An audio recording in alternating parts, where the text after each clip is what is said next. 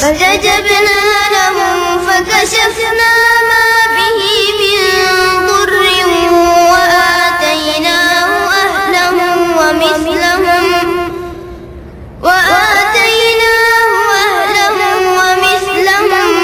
معهم رحمة من عندنا وذكرى للعابدين وإسماعيل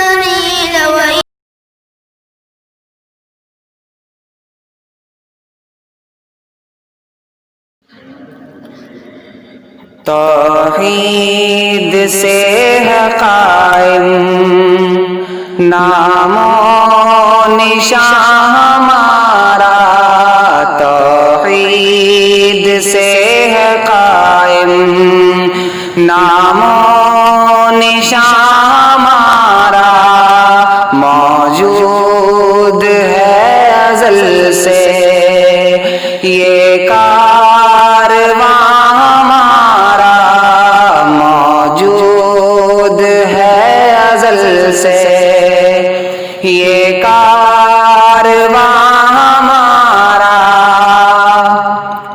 اللہ کی عبادت ہے زندگی ہماری، اللہ کی عبادت ہے زندگی ہماری، بندے ہیں ہم اسی کے وہ مہرباں ہمارا، بندے ہیں ہم اسی کے وہ مہرباں ہمارا،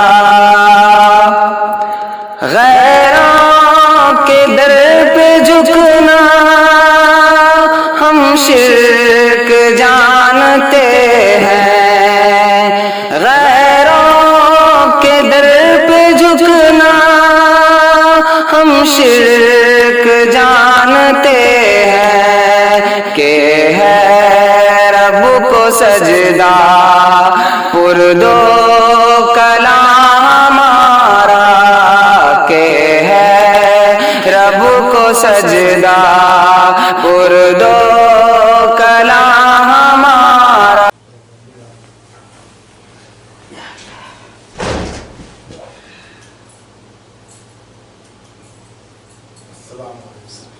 وعلیکم السلام ورحمۃ اللہ وبرکاتہ۔ السلام علیکم ورحمۃ اللہ وبرکاتہ۔ ان الحمد للہ نحمده ونستعینه ونستغفره ونعوذ باللہ من شرور انفسنا ومن سیئات اعمالنا، من يهده الله فلا مضل له ومن يضلل فلا هادي له، واشهد ان لا اله الا الله وحده لا شريك له، واشهد ان محمدا عبده ورسوله، اما بعد فإن خير الحديث كتاب الله وخير الهدي هدي محمد صلى الله عليه وسلم وشر الأمور محدثاتها وكل بدعة ضلالة۔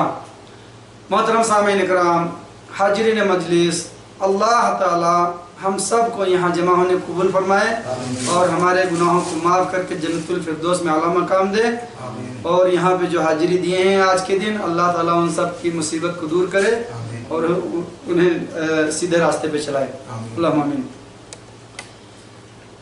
تو بھائیو، آج کا جو عنوان آپ لوگوں کے سامنے لے کے حاضر ہوا ہوں، یہ عنوان ہے حجامہ کرانے کے فوائد، یعنی عربی لفظ میں کہتے جو ہیں حجامہ، اور ایک بھاشا اور ہے اللہ علم انگلش میں کپنگ، اور اردو میں ہے پوچھنا لگوانا، تو یہ سب ایک ہی نام ہے۔ تو اس کے بارے میں انشاءاللہ ہم لوگ حدیث کے مطابق سنیں گے، یعنی حدیث میں کیا حکم ہے، اس کا کیا فائدے ہیں، ہاں، اور انشاءاللہ ہم لوگ جب بھی کچھ درد ہو یا کوئی تکلیف میں ہو تو حجامہ کروائیں، کیونکہ رسول اللہ صلی اللہ علیہ وسلم نے کروایا ہے۔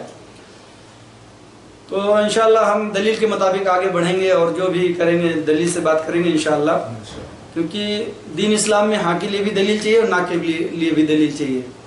دنیاوی معاملہ الگ ہے، یعنی دنیا اور دین کو مکس نہیں کرنا، یعنی دنیا کے معاملے الگ ہیں اور دین کے الگ ہیں.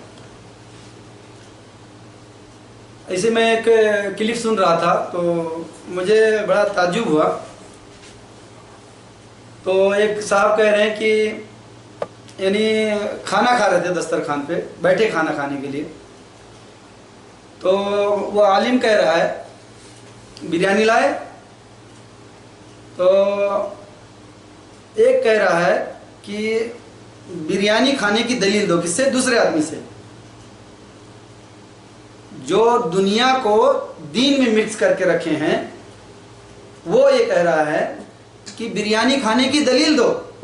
بڑے حدیث قرآن کی بات کرتے ہو, بریانی کھانے کی دلیل دو. کیونکہ رسول اللہ صلی اللہ علیہ وسلم کے وقت بریانی نہیں تھی. ہوائی جہاز پہ بیٹھ رہے ہو تو دلیل دو, ہاں ٹرین پہ بیٹھ رہے ہو تو دلیل دو, کیونکہ اس ٹائم پہ نہیں تھی. تو یہ سب دنیاوی معاملات کو دین میں نہیں داخل کرنا. دنیاوی الگ چیز ہے اور دین الگ ہے. کیوں؟ ابھی ان کو یہ سمجھ میں نہیں آیا کہ دنیا اور دین دونوں الگ الگ ہے. یہ حدیث سے سمجھیں گے. رسول اللہ صلی اللہ علیہ وسلم ایک بار صحابہ کیا کیے, ابھی فی الحال میرے پاس دلیل نہیں ہے, میں تقریر میں برابر سنا ہوں 2-3 تقریروں میں, کہ صحابہ کیا کرتے تھے, نر کھجور اور مادہ کھجور. تو نر کھجور میں کیا ہوتا ہے, یعنی گچھے ہوتے ہیں, صرف دانے ہوتے ہیں, کھجور نہیں ہوتا ہے. جو نر ہوتا ہے, کھجور کا درخت جو نر ہوتا ہے وہ پھل نہیں دیتا ہے, اس میں سے پھول ٹائپ دانے دانے آئیں گے. اور جو مادہ ہوتا ہے وہ کھجور کے گچھے آتے ہیں. ٹھیک ہے. تو صحابہ کیا کرتے تھے, یعنی نر کا وہ جو دانا دانا گچھا پورا پھول مادے کے درخت میں باندھ دیتے ہیں. تو رسول اللہ صلی اللہ علیہ وسلم نے دیکھا, اس کے راوی عائشہ رضی اللہ عنہ. تو رسول اللہ صلی اللہ علیہ وسلم نے دیکھا کہ یہ لوگ ایسا کر رہے ہیں. تو رسول اللہ صلی اللہ علیہ وسلم نے کہا کہ ایسا کرو کہ اس سال ایسا مت کرو, یعنی چھوڑ دو اس کے حال پہ, یعنی نر کھجور کا دانا مادے پہ مت باندھو. تو صحابہ نے ایسے ہی کیا. تو اس سال فصل ہوا ہی نہیں, یعنی نہ کے برابر. تو صحابہ کے پہنچے رسول اللہ صلی اللہ علیہ وسلم کے پاس کہ اللہ کے رسول صلی اللہ علیہ وسلم نے آپ نے کہا تھا کہ ایسا مت کرو, چھوڑ دو, فصل تباہ برباد ہو گئی, یعنی ہوا ہی نہیں. تو رسول اللہ صلی اللہ علیہ وسلم نے کیا کہا کہ دنیا کے معاملے میں تم زیادہ جانتے ہو اور دین کے معاملے میں میں جانتا ہوں. جیسا کر رہے تھے ویسے ہی کرو. اس سے کیا پتا چلا کہ دنیا الگ ہے اور دین الگ ہے. یعنی دنیا کے معاملات کو دین میں نہیں داخل کرنا, یعنی دونوں الگ الگ ہیں. کھانا پینا معاملات ہے, ٹرین میں بیٹھنا معاملات ہے, جو بھی نئی چیز ایجاد ہو وہ سب استعمال کرنا معاملات ہے, جائز ہے ہمارے لیے. تو حدیث آپ لوگ نے سمجھا کہ نہیں سمجھا؟ آپ صلی اللہ علیہ وسلم نے کہا کہ ایسے چھوڑ دو ان کو, کیوں ایسا نر کو مادے کے اس پہ باندھتے ہو. تو اس سال نہیں باندھے, فصل ہوئی. تو بعد میں رسول اللہ صلی اللہ علیہ وسلم نے کہا کہ جیسا کرتے تھے ویسے ہی کرو, تم لوگ دنیا کے بارے میں میرے سے زیادہ جانتے ہو, یعنی دنیا کے معاملات کے بارے میں. حکمت ہوتی ہے نا کھیتی میں, اس میں اس میں کس طرح قلم کرنا, کس طرح کیا کرنا, کس طرح بیج ڈالنا, ایک الگ ہی حکمت ہے بھائی دنیا بھی. تو اس سے پتہ چلا کہ دونوں الگ الگ ہیں. تو وہاں صاحب کیا کہہ رہے ہیں کہ بریانی کھانے کی دلیل دو. یہ ایک سمجھدار عالم کی بات ہوتی ہے اس طرح. تو بھائی ہم انشاءاللہ اب جو میرا مین عنوان ہے حجامہ کا, وہ ایسے یاد آ گیا تو میں بتا دوں, کیونکہ ہر چیز کی دلیل ہونا چاہیے. تو حجامہ کے بارے میں انشاءاللہ ہم حدیث کے مطابق آگے بڑھیں گے دلیل کے ساتھ میں. سب سے پہلی حدیث ہم سنتے ہیں, ما انزل اللہ داء الا انزل لہ شفاء. یہ بخاری کی حدیث ہے 5678. رسول اللہ صلی اللہ علیہ وسلم نے فرمایا کہ اللہ تعالیٰ نے کوئی ایسی بیماری نہیں اتاری ہے جس کی دوا نہ اتاری ہو. یعنی دنیا میں کوئی ایسی بیماری نہیں اتاری ہے اللہ نے جس کی دوا نہ اتاری ہو, بشرطے ہم وہاں تک پہنچ جائیں. یعنی ہر چیز کی دوا ہے, بس حکمت والے یعنی ڈھونڈ لیتے ہیں اور مل جاتا ہے, اور جو جس کا ایمان پکا ہوتا ہے اس کو شفا مل جاتی ہے. تو یہ حدیث ہم نے سن لیا کہ کوئی ایسی بیماری نہیں جس کی اللہ نے دوا نہ اتاری ہو. ٹھیک ہے, ہر بیماری کا دوا ہے, کرونا ہو, ایڈس ہو, ٹی وی ہو, یہ سب کوئی بھی ہو, شوگر ہو, ہر چیز کی دوا ہے, بشرطے ہم وہاں تک پہنچ جائیں تو ہمارا علاج ہے. اب آئیے ہم بڑھیں گے اگلی حدیث کی طرف. محمد صلی اللہ علیہ وسلم جس رات معراج, یعنی محمد صلی اللہ علیہ وسلم کو جس رات معراج ہوئی, یعنی اللہ کے پاس جب گئے, میرا, یعنی رسول اللہ صلی اللہ علیہ وسلم کہہ رہے ہیں کہ میرا گزر فرشتوں کی جس جماعت سے ہوتا, سب یہی کہتے کہ اے محمد صلی اللہ علیہ وسلم اپنی امت کو حجامہ کا حکم دیں. اپنی امت کو حجامہ یعنی کپنگ اور پوچھنا, یہ سب ایک ہی نام ہے, حکم دیں. ٹھیک ہے. اور بھائی ہم حجامہ کو پہلے سمجھ لیں کہ حجامہ میں کیا ہوتا ہے کہ ایسا درد والی جگہ پہ, یا اور بھی ماہرین جو ہوتے ہیں وہ تھوڑا سا پھاڑتے ہیں اور اس میں پمپ لگاتے ہیں, خراب خون نکالتے ہیں. ٹھیک ہے, اس کو حجامہ کہتے ہیں. تو یہ حدیث جو ابھی میں نے کہا کہ جس رات معراج ہوئی رسول اللہ صلی اللہ علیہ وسلم کو, تو جس فرشتے کے پاس سے گزرتے وہ کہتے کہ اے محمد اپنی امت کو حجامہ کا حکم دیں, حجامہ کرانے کا, کیونکہ اس میں فائدہ ہے. یہ حدیث ابن ماجہ کی ہے 3479 کی. یہ اس کے راوی ضعیف ہیں, لیکن شواہد یعنی گواہ کے بنا پہ یہ حدیث صحیح ہے. اگلی حدیث کی طرف بڑھیں گے انشاءاللہ, سنیں گے اس کو. محمد صلی اللہ علیہ وسلم نے حجامہ کروایا اور مزدوری بھی دی. حجامہ کروایا اور مزدوری بھی دی کرنے والے کو. ٹھیک ہے. محمد صلی اللہ علیہ وسلم مزدوری بھی دی. محمد صلی اللہ علیہ وسلم کے خون دباؤ, یعنی محمد صلی اللہ علیہ وسلم نے فرمایا کہ خون کی دباؤ کا بہترین علاج جو تم کرتے ہو وہ حجامہ ہے. خون کی دباؤ کا بہترین علاج جو تم کرتے ہو وہ حجامہ ہے. یہ حدیث بخاری میں ہے 5696 میں. آئیے اگلی حدیث کی طرف بڑھیں گے انشاءاللہ. محمد صلی اللہ علیہ وسلم جب کہ آپ صلی اللہ علیہ وسلم یعنی احرام میں تھے, اپنے سر کے بیچ میں مقام لہا جمل میں حجامہ کروایا, یعنی احرام کی حالت میں بھی. بخاری 1836 نمبر ہے اس حدیث کا. اگلی حدیث کی طرف بڑھیں گے انشاءاللہ. محمد صلی اللہ علیہ وسلم نے ایک مرتبہ روزے کی حالت میں حجامہ کروایا. روزے کی حالت میں حجامہ کروایا. یہاں تو روزہ ٹوٹنے کے اتنے طریقے لے کے آتے ہیں کہ اللہ تعالیٰ آسانی کرے. خون نکلنے سے روزہ ٹوٹ جاتا ہے, پینے سے, اس سے, یعنی طرح طرح کا لے کے آتے ہیں کہ اس سے روزہ ٹوٹ جاتا ہے, اس سے روزہ ٹوٹ جاتا ہے. تو کچھ کہتے ہیں کہ کانوں میں روئی ڈالو, شرمگاہ میں روئی ڈالو تاکہ نہانے میں پانی نہ جائے. اس طرح کا طرح طرح کا لے کے آتے ہیں. بھائی دیکھیے آپ صلی اللہ علیہ وسلم روزے کی حالت میں یعنی حجامہ کروائے اور روزہ اس سے نہیں ٹوٹتا ہے. اور یہ لے کے آتے ہیں کہ زیادہ مسواک کرنے سے, آپ صلی اللہ علیہ وسلم مسواک بہت زیادہ کیا کرتے تھے, تو یہ ان سب سے روزہ نہیں ٹوٹتا ہے. یہ حدیث ہے بخاری کی 5694 میں, جو روزے کی حالت میں آپ صلی اللہ علیہ وسلم نے حجامہ کروایا, یہ 5694 میں ہے. آئیے اگلی حدیث کی طرف بڑھیں گے. جابر بن عبداللہ مکنہ بن سنان تابعی کی عیادت کے لیے, ایک صحابی, ایک تابعی یعنی صحابہ کے بعد جو لوگ آئے ہیں ان کو تابعی کہا جاتا ہے, تو ان کا عیادت کے لیے, بیمار تھے, عیادت کے لیے تشریف لائے. پھر ان سے کہا کہ جب تک تم حجامہ نہ کروا لو گے میں یہاں سے نہیں جاؤں گا. جو یعنی بیمار کو دیکھنے کے لیے صحابہ ہے تابعی کو, تو صحابہ یہ کہہ رہے ہیں کہ جب تک تم حجامہ نہ کروا لو گے تب تک میں نہیں جاؤں گا. میں نے محمد صلی اللہ علیہ وسلم سے سنا ہے کہ نبی کریم صلی اللہ علیہ وسلم نے فرمایا کہ اس میں شفا ہے, حجامہ کروانے میں شفا ہے.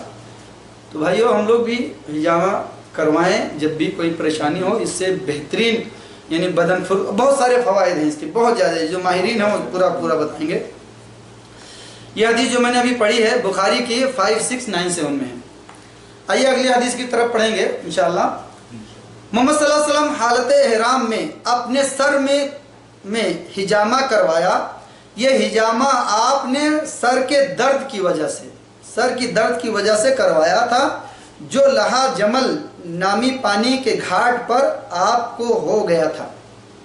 یعنی سفر میں احرام کی حالت میں آپ نے حجامہ کروایا یہ سر کی درد کی وجہ سے. اگلی حدیث انشاءاللہ سنیں گے ہم لوگ. محمد صلی اللہ علیہ وسلم نے احرام کی حالت میں اپنے سر میں حجامہ کروایا آدھے سر کی درد کی وجہ سے. پہلے میں کیا تھا؟ سر کی درد کی وجہ سے حجامہ صلی اللہ علیہ وسلم نے کروایا. اس حدیث میں یہ بخاری کی حدیث ہے 5701. محمد صلی اللہ علیہ وسلم نے احرام کی حالت میں اپنے سر میں حجامہ کروایا آدھے سر کے درد کی وجہ سے آپ کو ہو گیا تھا. یعنی آپ نے جو آدھا سر کبھی کبھی درد کرتا ہے تو اس سے حجامہ کروانا.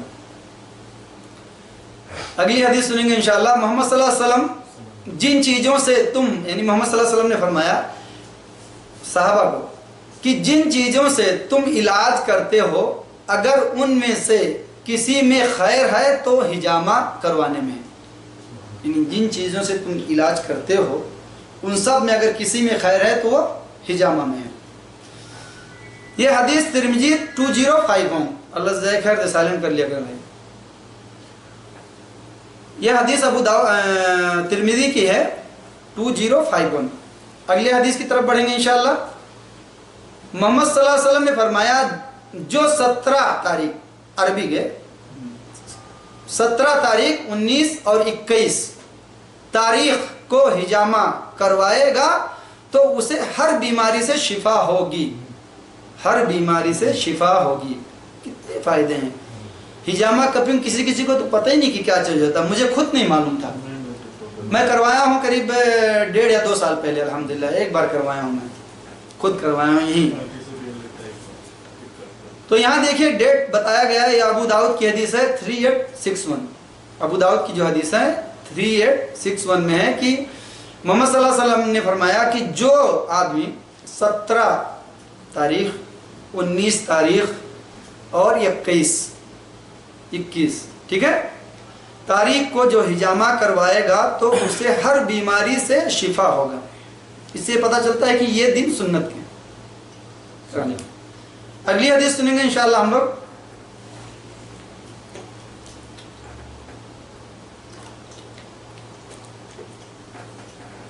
محمد صلی اللہ علیہ وسلم ایک بار اپنے گھوڑے سے کھجور کے درخت کی پیڑی پر گر پڑے. اپنے گھوڑے سے گر پڑے. اس سے آپ کے پیر میں موچ آ گئی. پیر میں موچ آ گئی. وقیہ کہتے ہیں مطلب یہ ہے کہ نبی اکرم صلی اللہ علیہ وسلم نے صرف درد کی وجہ سے وہاں حجامہ کروایا تھا. یعنی آپ صلی اللہ علیہ وسلم جب گر گئے تو پیر میں موچ آ گئی تو اب اس میں تو درد ہوتا نا, خون جم جاتا ہے. تو آپ صلی اللہ علیہ وسلم نے یعنی صحابی کہہ رہے ہیں کہ اس درد کی وجہ سے آپ صلی اللہ علیہ وسلم نے حجامہ کروایا اس جگہ پر. یعنی جو پرانا درد ہو نیا درد ہو تو اس جگہ پہ حجامہ. ماہرین جو ہوتے ہیں ان کے پاس جاؤ گے تو حجامہ کریں گے انشاءاللہ شفا میں. یہ حدیث ابن ماجہ کی ہے جو بھی میں نے بتایا. ابن ماجہ 3485. تو بھائیو یہ حجامہ کی جو اتنی حدیثیں میں آپ لوگوں کے سامنے پیش کیا ہوں کہ جبکہ کچھ یعنی اللہ علم 50% لوگوں کو پتہ ہی نہیں کہ حجامہ کیا ہوتا ہے. کپنگ کہتے ہیں پوچھنا لگوانا. یعنی اردو میں جو آپ حدیث وغیرہ پڑھیں گے تو پوچھنا لکھا ہوا, لیکن میں حجامہ کو لے کے آیا ہوں کیونکہ پوچھنا لگوانا جب پہلے میں پڑھتا تو سمجھ نہیں پاتا تھا کہ ہے کیا چیز. بھئی ایک اردو کا ہارٹ لفظ ہے پوچھنا لگوانا. ٹھیک ہے. تو انشاءاللہ ہم لوگ یعنی کم سے کم 2 سال 3 سال میں ایک بار حجامہ کروا لیں. یا کوئی پریشانی ہے, سر کا درد ہے, آدھا درد ہے, یا کوئی جوڑ میں درد ہے تو ماہرین سے کروانا ہے. ایک حدیث میرے ہاتھ لگی تھی لیکن وہ ضعیف ہے, لیکن کچھ لوگوں نے اس کو پیش کیا ہے کہ ایک صحابی جو ہے وہ حجامہ کروا لیے اور ان کی عقل جاتی رہی. اور یہاں تک کہ سورہ فاتحہ پڑھنے میں بھول ہو جاتی تھی، لوگوں کی لقمے سے پڑھتے تھے پھر. تو یہ حدیث میں اس لیے نہیں لے کے آیا ہوں آپ لوگوں کے سامنے کیونکہ یہ ضعیف تھی، میرے کو کہیں سے کہیں تک اس کی سند میں کچھ اچھا ملا نہیں. لیکن یہ تو ہے حکمت کہ کوئی بھی کام اگر ماہرین کرے گا تو، جیسا نائی ہے اگر اناڑی ہے تو چھوٹا بڑا بال کاٹ دے گا، اگر کار مستری ہے تو گاڑی کو اگر بنانے کے بجائے خراب کر دے گا، موبائل کاریگر ہے، یعنی ہر ایک فیلڈ میں ہے. ڈاکٹر ہے اگر کم جانتا ہے تو اتنی دوائیاں دیتا ہے ہاں کہ کوئی نہ کوئی گولی لگ جائے گی، لیکن یہ نہیں پتا کیا ہے ہاضمہ خراب ہو جائے گا. اور جو ماہرین ڈاکٹر ہوتا ہے وہ دوائی بہت کم لکھتا ہے. کیوں؟ وہ بیماری کو پکڑ لیتا ہے، جب بیماری پکڑ میں آ جائے تو دوائی زیادہ نہیں ہوتی ہے. تو اسی طرح ہر ایک فیلڈ کے ماہرین ہیں. تو آپ جس سے حجامہ کروائیے وہ ایک دم جو اس فن کا ماہر ہو. یہاں پہ ہے جو یعنی انجاز بینک کے سامنے ہے، ہاں اس میں ایک مصری ہے، اللہ عالم، ہاں مصری ہے، اس سے میں نے کروایا تھا، بالکل بہترین ہے. اور پلس اللہ عالم عالم بھی ہے اور بہترین جانکاری بھی ہے ماشاءاللہ. تو خیر ماہرین سے کروانا ہے حجامہ، کیونکہ کوئی بھی اگر یعنی کوئی بھی چیز کو اگر کرنا ہے، اگر ماہر نہیں رہے گا، اسپیشل ماسٹر مائنڈ نہیں رہے گا تو چیز تو خراب ہو جائے گی نا. میں نے گنا دیا، ڈاکٹری ہو، ورکشاپ لائن ہو، موبائل لائن ہو، کوئی بھی ہو. تو اس لیے ہم سوچ سمجھ کے اچھے آدمی سے کروائیں انشاءاللہ جو نامی گرامی ہو ڈاکٹر اس کپنگ اور حجامہ کا. ایک حدیث اور سن لیں گے اجوا کھجور کے بارے میں، اس کے بعد تقریر ختم کریں گے انشاءاللہ. تو اجوا کھجور کے بارے میں کیا فائدہ ہے، تو اس کا مین فائدہ میں آپ کو بتاؤں گا. باقی کھجور کے جو تو بہت سارے فائدے ہیں، کیونکہ یعنی ہمارے جسم کو جتنی وٹامنس، جتنی ہر کوالٹی کی چاہیے انرجی، وہ سب کھجور میں مل جاتی ہے الحمدللہ. کیونکہ پہلے کے لوگ یہی کھجور اور پانی کھا کے اور پی کے پانی اور زندہ رہتے تھے، کھجور کے علاوہ اور کیا تھا ان کے پاس. تو عن سعد بن ابی وقاص رضی اللہ عنہ عن نبی صلی اللہ علیہ وسلم قال من تصبح 7 تمرات اجوة لم يضره ذلك اليوم سم ولا سحر. من تصبح 7 تمرات لم يضره اجوة لم يضره ذلك يوم سم ولا سحر، او کما قال علیہ الصلوۃ والسلام. یہ بخاری مسلم کی حدیث ہے بھائیوں، بخاری کی ہے 5769 اور مسلم میں بھی ہے. اس میں ہے کہ رسول اللہ صلی اللہ علیہ وسلم نے فرمایا، صحابی جو کہتے ہیں کہ اللہ کے رسول صلی اللہ علیہ وسلم نے فرمایا کہ جو آدمی صبح فجر کے بعد 7 کھجوریں کھا لے اجوا اصلی، تو اس دن اس کو جادو اور زہر نہیں نقصان پہنچا سکتا ہے. یعنی اس کو کوئی زہر بھی دے دے، اگر مومن ہے، 5 وقتہ نمازی ہے، تو اس کو نہ زہر نقصان کرے گا اور نہ جادو. ان دونوں کا بس نہیں چل سکتا اس کے اوپر. کس کے اوپر؟ جو 7 کھجوریں کھا لے فجر کی نماز کے بعد، اجوا کھجور. اور اس میں ڈپلیکیٹ بھی ہیں، تو ہم اس کی پہچان رکھیں کہ کون سا اصلی ہے کون سا ڈپلیکیٹ ہے. اور اجوا کے یہ فائدے ہیں. اور جو میں نے پہلے حدیث پڑھی تھی کہ ہر بیماری کا علاج اللہ تعالیٰ نے اتارا ہے، کوئی ایسی بیماری نہیں جس کا علاج نہ اتارا ہو.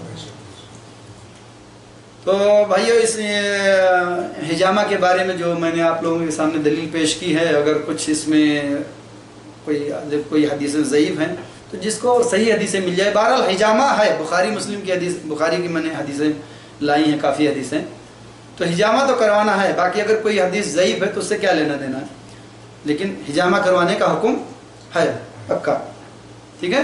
اور اس سے حدیث اگر کسی کو اونچی مل رہی ہے تو وہ اپنا عمل کر رہے، میری بھی اصلاح کر دے. بارک اللہ فیکم، جزاکم اللہ خیر. سبحانک اللہم بحمدک، اشہد ان لا الہ الا انت، استغفرک و اتوب الیک.